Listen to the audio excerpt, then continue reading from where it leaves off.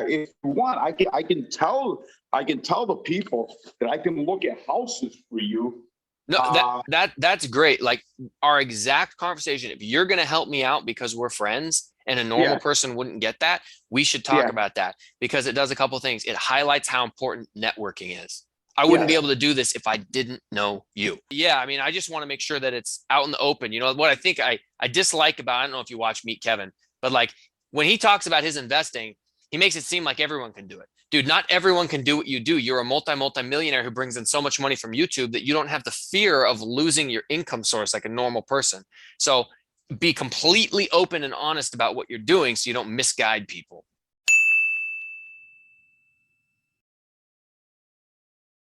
How's it going, guys? It's your boy Mike from Seattle, and I'm back with my friend Dominic from the Windy City. Dom, say hey. What's going on, guys? Hey, so what Dom's going to do here, in the last video, we did a walkthrough. He explained his thought process, what he would have to fix and repair to make the house that he's currently in a good investment option for him. He uses Section 8 tenants, is a part of the Section 8 program. He does a lot of fix and remodels and sometimes cash out refinances, sometimes flips, that type of stuff. And he thinks that I could do his system. And I would love to take part in his system because he's got a great system. My fear is that I don't know if I can do it from out of state. So what we're going to do is go through a bunch of different questions that I have to see if it's even viable for me to do it. So Dom, the very first thing that I would ask you is, most of the houses that I've seen you go through that you've either put on your YouTube channel, I'll put the link for that in the description below, that you walked through with me personally, or that you just did a walkthrough for us here, they're all houses that need a pretty significant amount of repairs on them. And you, with your experience, can assess those properties. How am I supposed to be able to do that from Washington State, not Chicago? You need a good friend. You need someone that can call. Yeah, you need a good friend, a trustworthy person. Yeah. I saw. Yeah. Yeah. So you would be willing to help me out. So my fear here is I don't want to waste your time. I don't want you to feel obligated to go. I mean, how many of these houses, for every house that you walk into and assess, how many do you actually end up putting an offer on? Maybe about 50%. Some just have way too much work, and some are just way overpriced, and then they have too much work to begin with. Maybe about 50%. Okay. So my fear would be, of course, I don't want to take advantage of the fact that we're friends. You know, you would be helping me out by saying, yeah, I'd go take a look at a property for you and allow me to piggyback off of your expertise. So how would it work? Would it just be, you know, in the course of when you're normally out and about looking at properties, you see one and say, you know, this might be a good one for Mike, for whatever reason you don't want it, or you're just going to generously let me take it? What's going on in your head? Yeah, you know what? Hey, to quote Mike Zuber, do the work.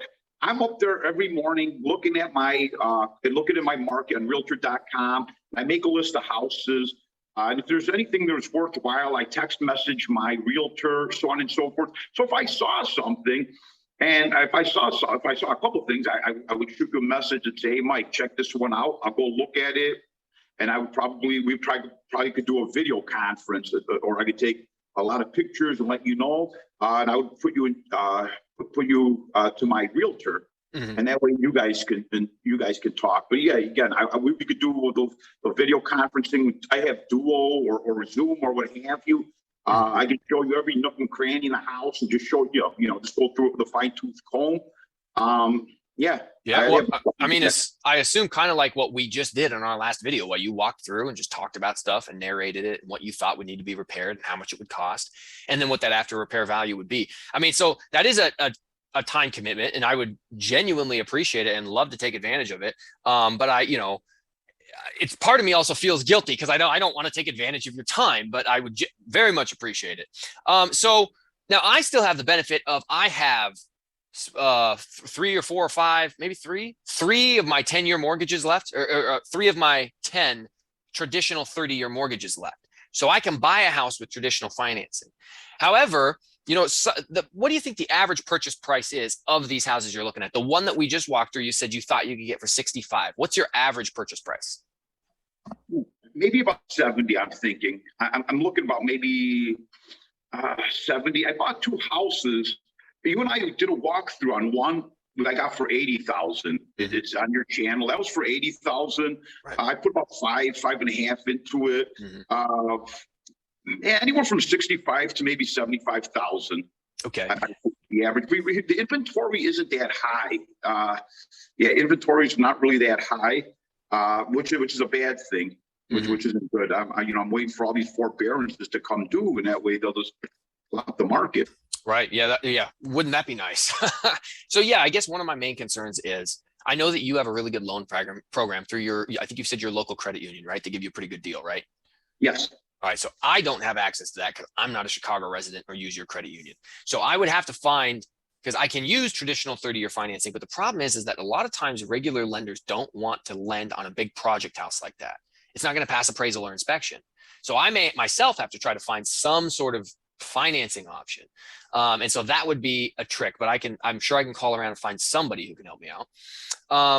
And then when it comes to managing the folks who are doing the repairs, all of the people that you use are your private guys. These are your teams, your folks, you manage them. What's the plan for me? Do I get a piggyback off of your team, your guys? Obviously I'm paying them, but I don't want to steal them away from your projects. Believe me, people are starving for work. On my phone, if on my phone, I have pretty good workers I haven't used in a while. If you needed something, I would just call them up and put them in touch with you. I could describe the scope of the work. That wouldn't be an issue. Okay. All right. That's what would be an issue. So go ahead. Aside from the houses I have, I manage my cousins. So I manage about 8 or 9 of my cousins. And so the workers are not really, a lack of workers is not really the problem. Okay. All righty. So I'm able to find a good house because you helped me out. And then I go and I secure the financing. And I actually might be taking out a home equity line of credit on my current duplex, which would give me like $60,000, $70,000 cash to play with. So potentially I could buy a cash, remodel it, and then do a cash out refinance, potentially. But I find a house because of you, because you're the man. And then I figure out how to buy the house. And then again, because you're just the nicest guy ever, you help me out with getting it repaired, remodeled, putting me in contact with your contractors. Now the house is set. Now your plan, your strategy is that a couple things. Number one, you self-manage. Number two, you do Section 8. So I self-manage one property I own, and that's my duplex here in Seattle because they're right next door. But I don't live out there. So now I've got to find myself a property manager. And I don't know if my current property managers manage in your city, but I either have to find a property manager, and I would love to start the Section 8 process, but I don't even know where to begin. So what's your advice to me? This isn't far from Gary, Indiana. It's on the south side of Chicago. I don't know if your manager would come out this far. If you have 1 or 2 houses and something, a water heater blows or something like that, you could call me. Again, I have boots on the ground. Right. I have boots on the ground. I have, I have 2 or 3 different electricians, 2 or 3 different HVAC guys, plumbers, just in case. These are for emergency situations. Right. Well, so obviously, so first of all, I don't know if my property managers if they manage in Illinois, because even though it's close to where I'm at, I don't know if they're licensed to do business in another state. It's possible they are. It's also possible I can just find someone different. But again, obviously, I would take advantage of your contacts and use them for repairs if there's major issues. But I know that you yourself, you post your listings, and then you vet your tenants, and then you place your tenants. And I don't know how that process works. How does that work with Section 8? Like, do you call down to the Section 8, or is it the HUD? Call down to them and let them know you have a listing? There is a website called Go Section 8. I think it's now called Affordable Housing. There is a website in which Section 8 tenants go there to find housing. That's how I found my last 5 or 6 my last 5 or 6 tenants. And because I have so many, I do get a lot of word of mouth. I do get that, and that's an important thing. A good landlord that if you're efficient, the tenants will go to bat. And I also have a $200 finder's fee. If you find me a tenant, I will get you And I also have a lady who places people. I'll give Christina a call. So I have a lot of different avenues. Okay. So when you're placing these Section 8 tenants, when I place mine, I have people do an application online, does a credit check, does a background check. With Section 8, does the Section 8 programming do like their own background checks or credit check? How does that work? How do you vet the tenant? No credit check. If you are a criminal, if you commit a crime, if someone at least commits a crime, out you go. You're off the program. Okay. Well, that's good to hear. Yeah. Yeah. And you're right. I'm not super worried about the credit check because the point of Section 8 is that these folks are on fixed incomes. So they may be paying none of their rental payment. They may be paying a portion of it, but ultimately it's the government that's assisting them with vouchers and making the payments. So the point of a credit check is to verify whether or not your prospective tenant can actually make a payment. So with Section 8, you don't have to worry about that quite as much, but I am still concerned about a background check. But you're telling me that if they have any criminal history, they're off the program, or once they're on the program, if they commit a crime from there? Both. If you can't get on there, if you have a criminal history, if you commit a crime while you're on there, or if someone on your lease commits a crime, you can be thrown off the program. Also, if they do typically have a copay, if they're not doing the copay, you can report them. So there is leverage as opposed to a private renter. If in Chicago, we went over this. It's like hell and high water to get them out of your house through the eviction process. Right. Right. They know that they have to pay. They have to do their copay, otherwise they'll be reported. Here's another thing. You can look at the history of their previous violations when they give you what's called the voucher number. Now, my wife screens that. She'll look. She says, "Give me the voucher number." And she screens and said, "Oh my God, this one is just awesome. There are no violations. Just had one of the violation, a broken light bulb." And then there was some. If you see cockroaches, mice, and rats, right? No, that's indicative of a filthy house. Okay, yeah, well, that makes sense to me. So, okay, so I bought a house. I got financing for it. I repair the house. It's ready to be rented. I'm gonna take your advice and list it on the websites that you talked about. When the tenants come in, I'm gonna check their voucher number. I'm gonna try to see if they look like a good tenant. And then at some point, I'm going to have to do a lease with them. Now, do I do the lease with Section 8? Do you do the lease? How does the Section 8 lease work? You know what? I have just a generic Illinois lease. It doesn't have to be with them. Just a little generic lease with about, I think I have 15 or 20 clauses. We look at it, they sign it, and we upload it to them. And then they have a contract. There's a contract that you have to sign, and they have to sign as well. Saying that they're going to, my tenants pay for lights, pay for electric and gas. I pay for the water. Okay.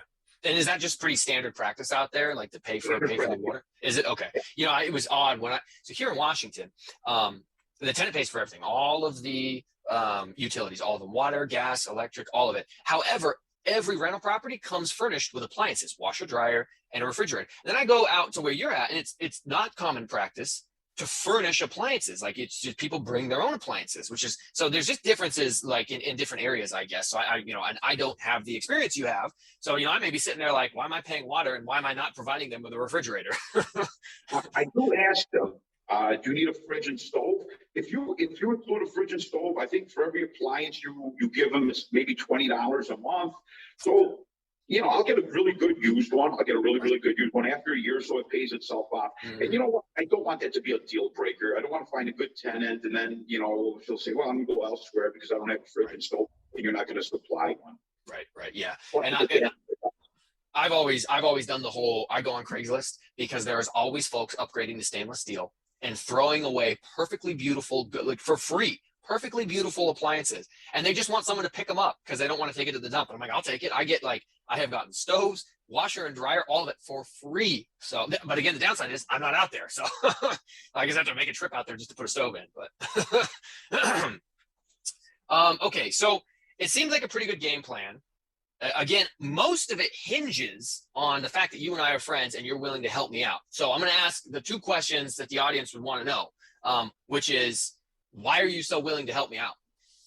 You help me out with my YouTube channel.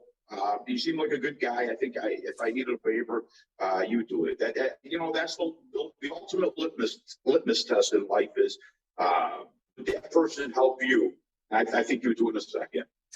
Well, as far away from you as I am, I can't just stop by to help push your car if it goes dead, unfortunately. But if I was closer, next time we go, we'll have to go to the shooting range together because I know, I could help you with some drills. I love that. So, but yes, I would do definitely anything I could to repay the favor. Okay. Well, I really like the strategy. I think the next step for me would be, I need to figure out how I'm going to finance the deal first. because I got to be able to buy the money before I waste any of your time, even considering something. So I need to figure out if I can find someone who will lend on a house that needs remodeling, what their terms are, or I could finish up my HELOC, which I'm probably going to do anyways, because I assume you work in cash with your team and your guys. You're paying cash and stuff like that. So I'm going to want to do a good cash. It's a great question. How am I going to pay them? How do you pay them? Do you just pay them cash because you're there? Or are they using Venmo, PayPal, that type of stuff? You know what? Cash App. And I was telling this to my wife yesterday.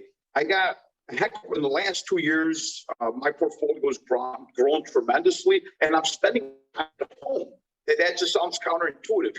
Usually, the more you buy, the more you're out there. But I can do everything here with video conference and with Cash App. Right. Okay. Well, that's good to know. I mean, if you're paying them, because I can't be there to give them $500, but I can Venmo, PayPal, Zelle, Cash App, whatever it is, I can handle that. Okay. So then, last question. Go ahead. I like it, not that much. I won't be paying your bills. No, not at all. No, 100%. I was thinking in my head, worst case scenario is I would Venmo you or Cash App you the money or something if it had to be paid in cash. But that's kind of what I do with my cousin when I manage her properties. Yeah. Okay. So now, for those who don't know, Dominic is a high school teacher. He's been teaching since the 90s. Dominic, when are you retiring? You got 53 rental properties. When are you retiring? I love my job. Got the greatest job on earth. I love my colleagues. I love my administration. Well, that is fair enough, because I assume you probably could retire if you want. But if you truly love what you're doing, it's kind of hard to give it up. One more thing, Mike. You have a huge fan.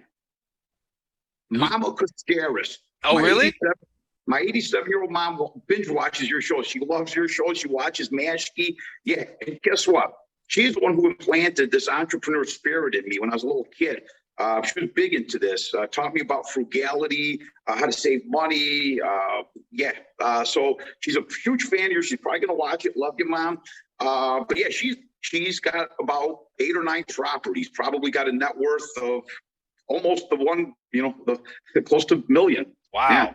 Well, good for her. And I definitely, not only did she do a good job raising you because of all this, successful endeavors you've had in your life, successful with a marriage, kids, a great career, helping other people, owning a bunch of rental properties, helping other people. And now you're going to even take it out and help me. So I will thank your mom. I don't know her name, but thank you, Mrs. Kosteris. I appreciate the help and for Dom. So, well, I think this is a good place to end this one. Any final thoughts for me? Any advice to me about this process that I'm going to try to get started on? Keep looking for a method of finance. That's very important.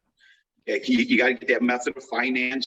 That way everything becomes routine. Again, like I said earlier, it's rinse and repeat. Get the method of finance, look around, network, ask people, so on and so forth. Yeah. Perfect. Well, Dominic, I really appreciate it. For everybody watching out there, wish me the best of luck. I think what I'm going to do is continue to save my money to boost and bolster my cash reserves. And then the next rental property that I buy, I'm going to try to do it with Dominic. Dom, say goodbye. Adios from the Windy City. We'll see you guys later.